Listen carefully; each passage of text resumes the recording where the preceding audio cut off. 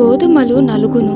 యెషయా గ్రంథము 28వ అధ్యాయము 28వ వచనము. స్వేచ్ఛానువాదం.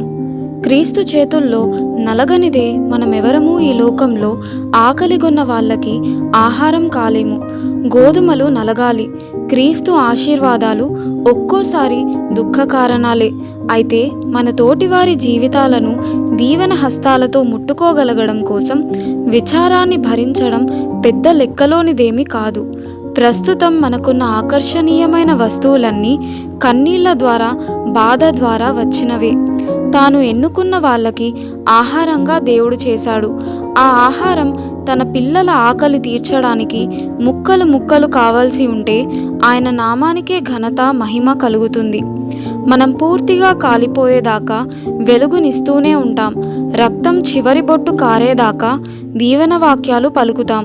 పేదరికం, దురదృష్టం, ఇబ్బంది ఎన్నో జీవితాలకి నైతికమైన ధీరత్వాన్ని, ఆత్మీయ ఔన్నత్యాన్ని ఆపాదించింది. క్లిష్ట పరిస్థితి మన శక్తికి, సహనానికి పరీక్ష పెడుతుంది. ఆత్మకున్న అత్యుత్కృష్టమైన లక్షణాలను వెలుగులోకి తెస్తుంది. పాతకాలపు గడియారాల్లో వేలాడే బరువులే దాన్ని తిరిగేలా చేస్తుంటాయి. చాలాసార్లు నావలు నౌకాశ్రయానికి చేరడానికి పెనుగాలులే తోడ్పడతాయి. విశ్వాసం, పరిశుద్ధత రగులుకోవడానికి సాధనాలుగా దేవుడు బాధల్ని నియమించాడు. బైబిల్లోని ఒక అతి ప్రాముఖ్యమైన వ్యక్తిని దేవుడు నలిపి పిండి చేసి ఆకలిగొన్న వారికి ఆహారంగా తయారు చేశాడు. ఈ శిక్షణ పొందినందుకే అబ్రహామును విశ్వాసులకు తండ్రి అన్నారు. ఎందుకంటే శ్రమలోనూ విధేయతలోనూ అందరికంటే ప్రథమ స్థానంలో నిలబడ్డాడు అబ్రహాము. దేవుడు యాకోబును ఈ విధంగా నూర్చాడు, నలగొట్టాడు.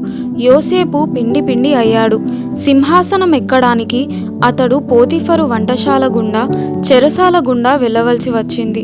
దావీదును పక్షిని వేటాడినట్టు వేటాడారు.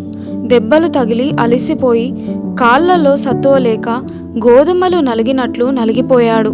పౌలు కూడా ఆ కొరడా దెబ్బలు, రాళ్ల దెబ్బలు, గాయాలు పొంది ఉండకపోయినట్లయితే అన్యజనులు చాలామందికి ఆత్మీయ ఆహారం దొరికేది కాదు.